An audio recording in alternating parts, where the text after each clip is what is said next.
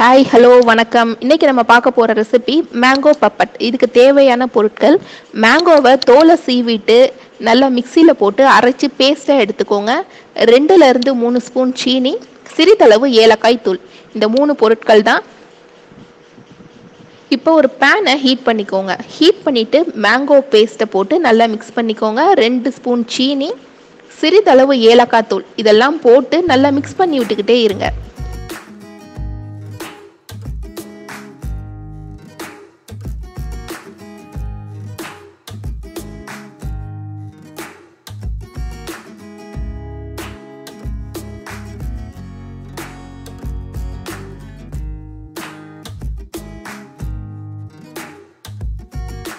அந்த மேங்கோ நல்லா கெட்டியாகி நல்ல ஒரு திக் பேஸ்ட் மாதிரி வரும்.